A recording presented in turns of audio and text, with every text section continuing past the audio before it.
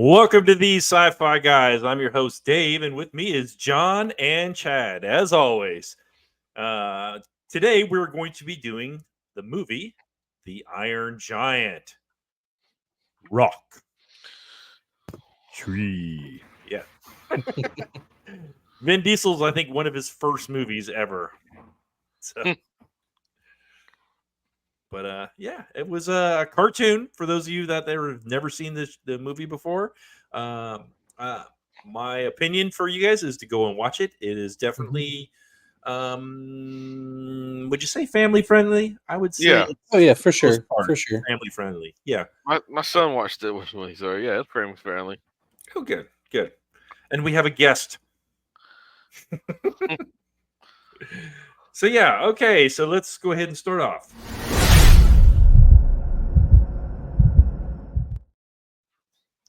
Okay, John is the one that chose this movie, so hmm he's giving us our questions. So let's roll with it. All right, so we have a big giant in this film. It's kind of the whole purpose of the Iron Giant. And so that said, the giant came, at least appearing, Yeah. to come from space. So do you think the giant's original design was destruction, as we kind of see hinted at in later parts of the film? Do you think that was the original design? I'm going to say yes, just because he transformed, for a better word, into different weapons at different times. I mean, like at the beginning, it was just laser eyes, and then it ended up getting to the point where his whole head, body, and everything turned into a big giant laser gun, I guess you could say. Uh, yeah, to me, definitely, I think he was designed for that. Um, and I'll be interested to see the conversation we have going forward with this. So, how about you, Chad? What do you think? I agree with you. I think he was really designed for destruction, come down, and take over. I don't think it was just supposed to be one. I think it should have been many. Uh, I think that's a fair point too, and we can talk about that in a moment. My follow-up question to this that I didn't have in the list, just because I thought of it, is what do you think caused that destructive element not to come out immediately? Now that bump in his head, I really think. I mean, I know it's a bump in the head, but I think that there was some kind of circuit or something that got deactivated, got suppressed. I mean, I know Chad was pointing to his head, doing the same thing. I think that was it. Well, you gotta think. Hold on. Does the picture? What is the picture? Does the picture show it? Yeah, see it right Yeah, Yeah. there. It's got the big dent in the head. yeah, you gotta think with him. What was it? He was going. He was worried about the kid that when he got because he got mad and all of a sudden that dent went bloop, Yeah, pop back out. popped back out. Ooh, I'm Now, here for the. how did that happen? I'm sorry. That's hey, that's hey, probably a hey, part that's for a later segment. Paul, but That's a later second, but All right. Well, that said, I think I'm in full agreement with you guys on the destructive element. Clearly, if a giant is coming from space, particularly a robotic one, it's usually to kill. However, had it not been intended for destruction, if we're going to assume that it wasn't intended for that, what do you think was the original intent? Why would he be headed to Earth if destruction had not been the intent? ooh, to protect it. Yeah, I think you got all those because he didn't use the weapons until he was getting attacked. So he was using it as self defense. So they could have known another species, another thing was coming to take over Earth. Says, hey, I can stop it. We can put it here, and they're gonna be here, so I'm gonna be here waiting for I think Fair, he fair. stopped off at Earth to look for an AutoZone. them. There it Needed to is. get some parts, Yeah. just to keep it running. But no. But actually, I'm the opposite. I don't think it's protect. I think he was the precursor to invasion. He was there as a scout Mm, and to just kind of see what this planet was like, and to see what the defenses were, and then go from there. I really think he was a scout. He was the first of an invasion to come forward, and that's my answer, and I'm sticking to it. Yep. Yeah, I mean, I think that's completely fair. I love the AutoZone answer. That's something I was looking for. I Oh mean, man, I was gonna say Starbucks originally, but I'm like, well, he's not really into coffee, but hey, he could use some auto parts. well, you could O'Reilly's. almost do the fossil fuel answer. He was here for the oil. Yeah, exactly. Yeah, Well, he'd be all like the right, Tin Man. moving on. Need the oil, otherwise he Ah, freezes. there's a good double reference for us. Got a little Wizard of Oz going on there. Maybe that's why he couldn't speak so well. He was just missing the oil, man. No, bots. Remember robots? Had a Yeah. Oh yeah, the little, where they took Yeah. the little. He had the wrong disc in. wrong disc. There it is. We're just really throwing back to our other different movies today, aren't we? We've been doing this long enough now. Oh, it's great.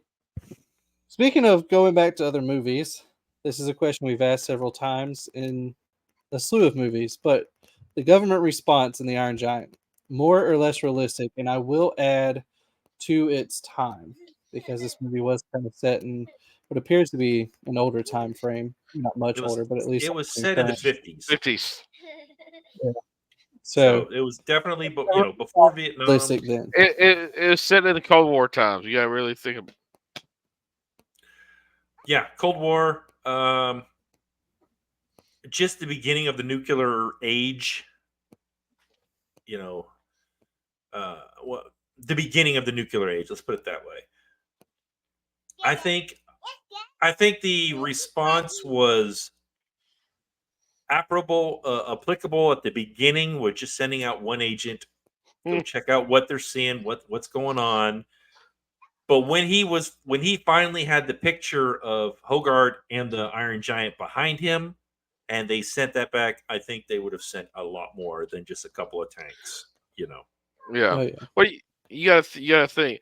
One agent. I think the general didn't like the agent. Say, you just go this way. Get out of my hair. You gotta think. You got a picture of it? Then don't bother me. Yeah. But yeah, so when they got them all there, the response was halfway there. They didn't really believe until they actually saw the giant itself anyway. Right. Well, Oh, yeah. what's funny is that general was John Mahoney is who the actor was. Yeah. And he's been in so many things. Police Academy. Oh yeah, all kinds of stuff. I mean, this actually has a star-studded cast. Mm-hmm. Yeah. Christopher McDonald was Kent. Obviously, we already mentioned Vin Diesel was, the Iron Giant. Jennifer Aniston. I had no idea she was in the movie. She was Annie. She was the mom. Oh. And Harry Connick Jr. was Dean. The artist. Yeah. It's... And of course, the guy that played, Hogarth, Eli somebody. I mean, I don't recognize him, but I recognize a lot of those other people. What's this last name?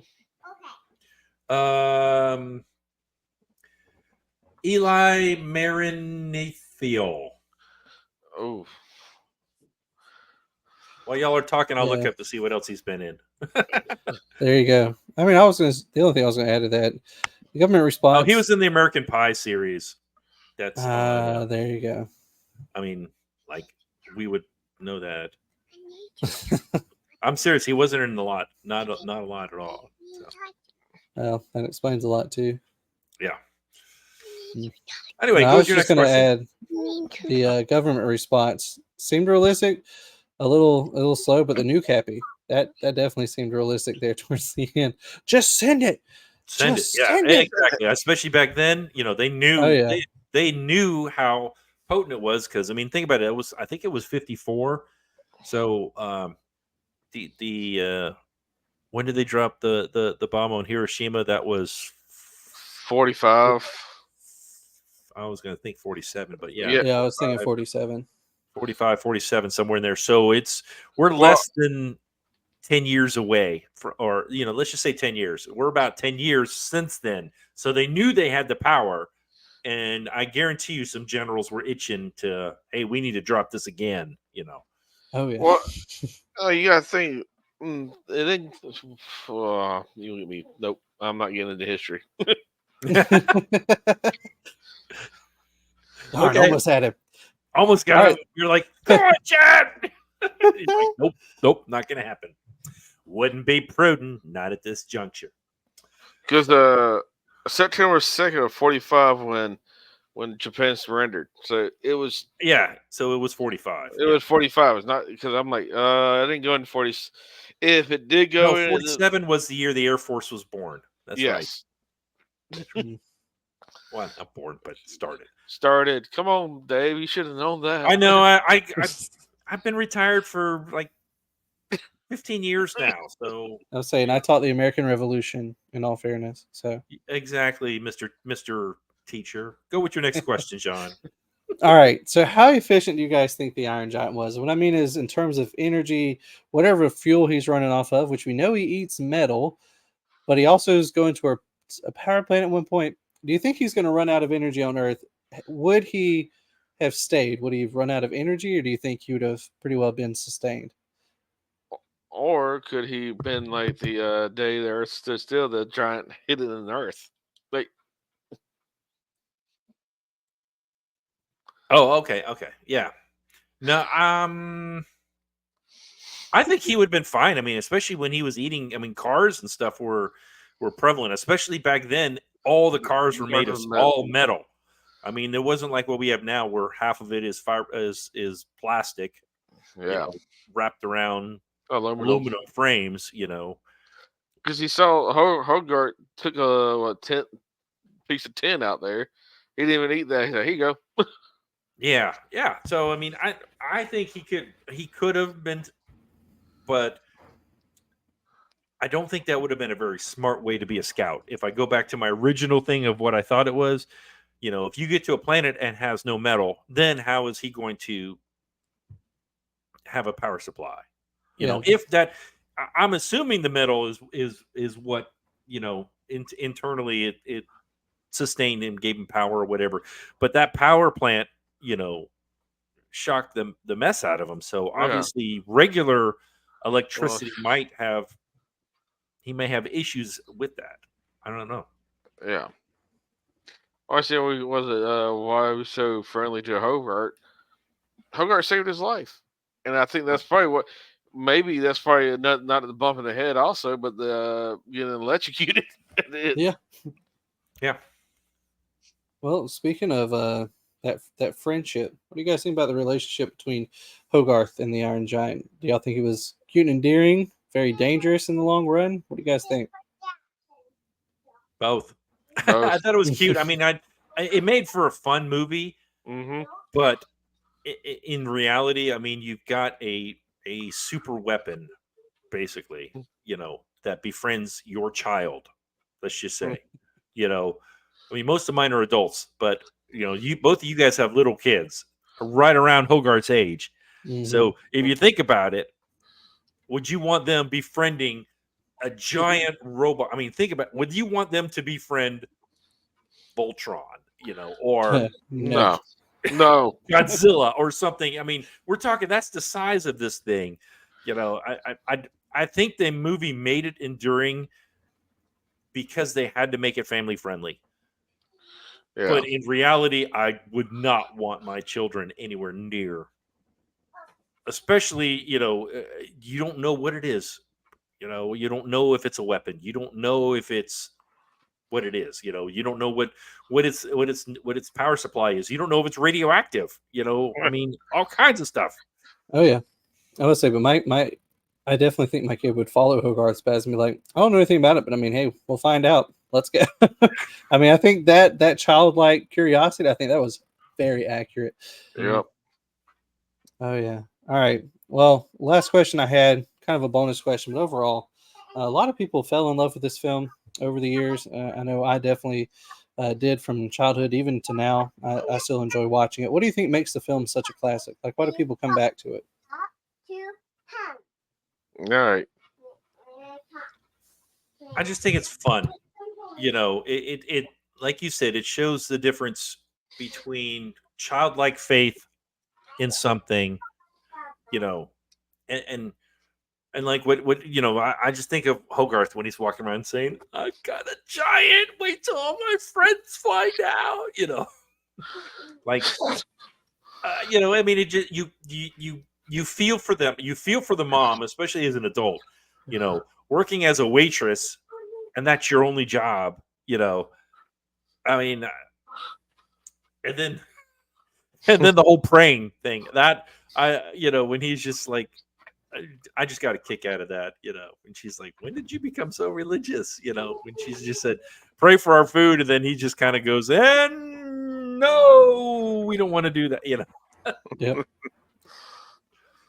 What about you, Chad? What do you think makes this such a classic in the long run?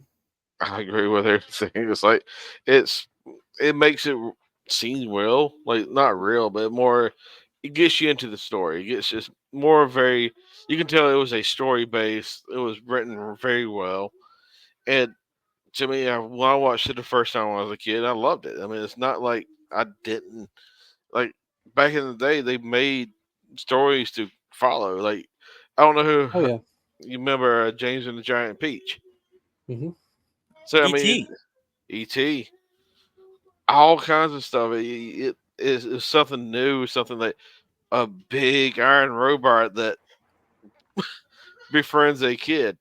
So it makes you clench onto it and watch it. Yeah, absolutely. I mean, I'm in agreement with both of you guys. I think the word that really strikes me is it comes down to realistic. I mean, realistic emotions from adults, is realistic childhood kind of memory experience, even if no child would actually experience that in the real world. The way the child reacts and all of that, I think they just hit it quite well. Well, that wraps it up for my questions, though.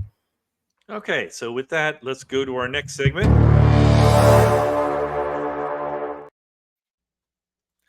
Plot holes.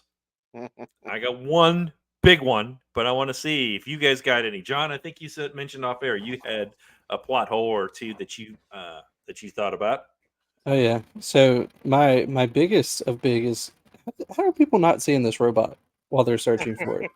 It's a literal giant. It's the name of the movie. We see anytime it walks, sits down, does anything, Just follow the it vibrates footprints. around. Yeah, like how is this town not seeing this thing? So that's my biggest plot hole. Is there just the general lack of awareness of these people is off the charts. Um, outside of that, the government man, just being a little over the top with Hogarth. There's an extent where he Scooter. was realistic, and then there was a point where it was a little unrealistic, and it just pushed it a little bit. Yeah. So that part. And then lastly, my funny one is Mr. Artiste giving Hogarth caffeine in the middle of the night. Anybody, and I do mean anybody who's worked with a child in any capacity, you know better than caffeine anywhere near that time of night. They will not go to sleep. No, it was not just caffeine; it was espresso. Yeah. I know, the worst of the caffeines. Like, you just boom. No, see, that's a huge plot hole. Nobody's doing that with a kid. Nobody. I drink coffee. I'm good. But you got to think that's typical in those days, even today's times, where you got a older kid, like somebody, like you got a younger kid that's looking up to an older, somebody's older than them. They want to impress them. They want that attention. So it that it might be a big part of feeding doing caffeine, but that right there hits right at home in back then and today. Oh yeah, for sure. For sure. Yeah, I can see that. Chad, did you have any others? I said earlier, but I can't remember what I said. Oh, the boom. Yep. Where, That's what how? it was. How? Yeah. How? Why? Yeah. Like, I don't understand that. It's like, okay, so you're a mechanical creation. Get a bump here, so you have a little things that knocked it back out inside of your brain. I mean, that Why just didn't you do means it? that knows that it's going to happen. But No, the thing is like, okay, you got that, but you also start getting electrocuted. So what kind of power is he on? We don't know. They could have short circuited something in there. yeah, That Yeah. could have been, hey, in a movie right there. yeah. Hey, the end. Yep. Okay, here's mine. I got two of them, and they both deal with the same item: the Mhm. nut at the end. First of all, do you really think that the government would send it back to the kid saying, "Well, you were such a good friend of it. Here, have it back"? Nope. Not a No, they would be chance. studying that thing, figuring out what it's made of. Hey, okay, it survived a nuclear blast. What is the composite of it? And oh, that's the other part. It was in the nuclear blast. That thing would have so much So much radiation radiation. on it. You just sent it to a kid and said, "Hey, kid, you're going to die because now here's all this radiation exposed to you." You Yep. know, I mean, come on. Oh, that was just. I know it's a kids' movie, and plot holes But happen all still, the time. But I'm just like, really, That wouldn't happen. it Why? just got hit by a nuclear explosion, and you just say, "Oh, here you go, kid. You can have it." Now Oh, that's another thing. A nuclear explosion. That would never happen with not the agent saying fire. true. They would. Well, in the 50s, they may have gotten away with it because they had already done all the preamble, and he knew. The general was said, "Hey, get ready to launch." You know, Yeah, but why wouldn't the general be the guy here not hear the general of the force say, all right, he said stand down, and then I'll hear fire. when adrenaline's going and you just hear the word fire, you go with it. Typically, so I'm just giving him. I'll give him give him that prop, even though it's not necessarily okay. Our next segment.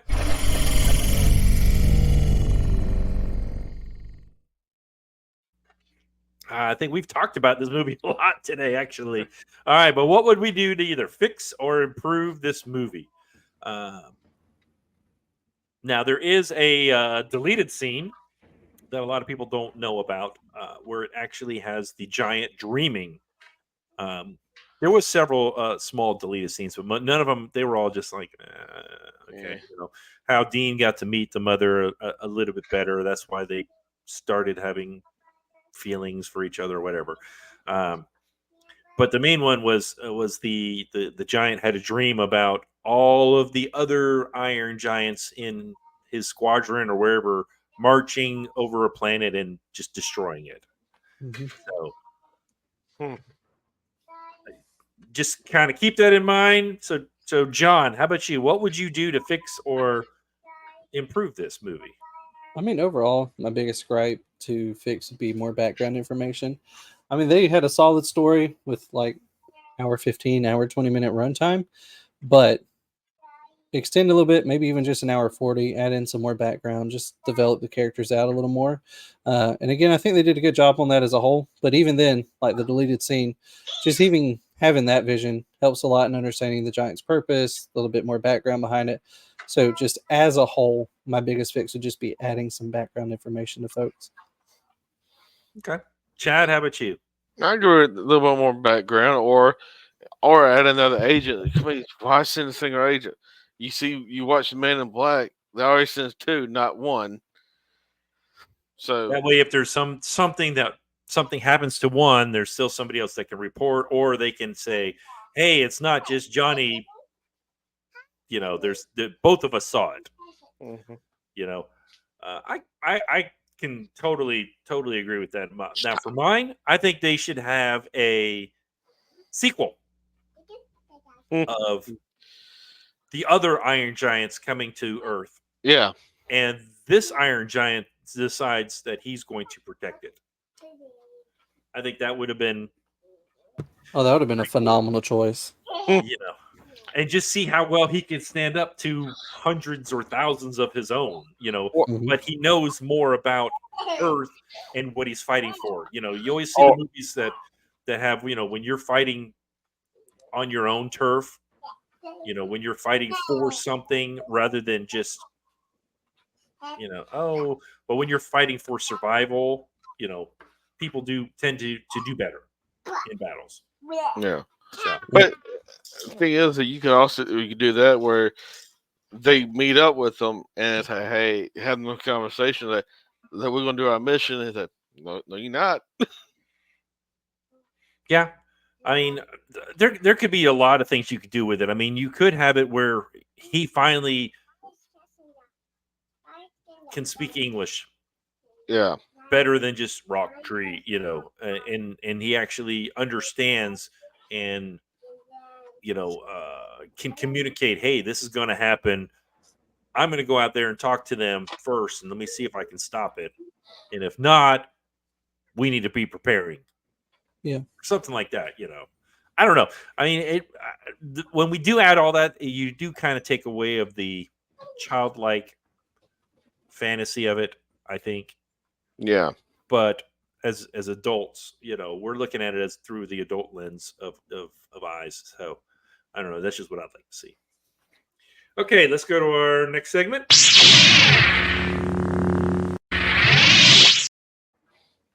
In this segment, we are going to be rating this movie on a scale of 0 to 5 lightsabers on how much you enjoyed it, how much you would want to watch it again, etc., etc. So, Chad, what do you give the Iron Giant? For what it is, and good storytelling, and good. I mean, even good the cartoon for it. I'll give it a 5. Whoa, 5. Good job. All right. John, how about you? See, I really want to give it a 5. I just don't think I'm quite there, just because of the way it compares to some of the 5s I've given before. However, if we're talking animated films, it's definitely the number one we've watched so far that's animated. So I'll give it a strong 4.5, just because great story, great animation. The only reason it's not a 5 is just because I don't quite feel it meets the quality of some of our other 5s. So just knock it down that half notch for me. Yeah, I'm with you exactly, John. I'm saying 4.5. It's one I've watched many times. I love it. I own the DVD of it, which has the behind the scenes stuff. That's why I knew about some of the Yeah, vintage there you stuff, go. and actually, some of the stuff that he did.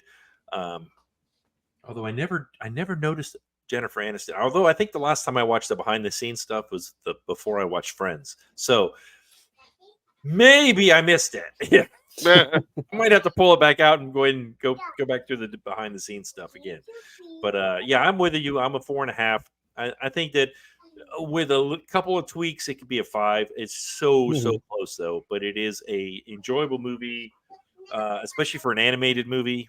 It's super fun. Oh yeah. All right. Okay, everyone, if out there, please contact us. The easiest way to do it is right here at YouTube, right down in the comments. If you don't want to do that, you can contact us on at TheseSciFiGuys at all of the social media networks. Again, like I said, YouTube is the easiest way to do it, or you can email us, TheseSciFiGuys at gmail.com. All right. Our next movie that we're going to be doing is a movie from the 1970s, and I did not choose it. So it is Close Encounters of the Third Kind. I do not think I have seen this movie since like 1976. I have not seen it in forever. So I'm definitely looking forward to seeing this movie. So, John, I assume you've never seen it? Hey, big surprise. No. Chad, what about you? When was the last time you watched it? Oh, I think back in the early 2000s. Okay, so you've seen it since Since it's been out. But I mean, I know it's been 20 some odd years since you've seen it, but I mean, for me, it's like 40. So I remember the kid. I remember I used to have trading cards. I used to have a ton of the trading cards, and I never saw the movie until after I started collecting the trading cards. So don't ask me why. It was a thing we did in the 70s. Well, you got to think that's usually that's usually what happens. No. Yeah, that's usually what happens with movies. They made trading cards, they made figurines just to sell stuff. But Yeah, and that was a lot of their promotions and Yeah. stuff. So, all right, everyone. Until next time, everybody. crash and Crash burn. and burn. Word.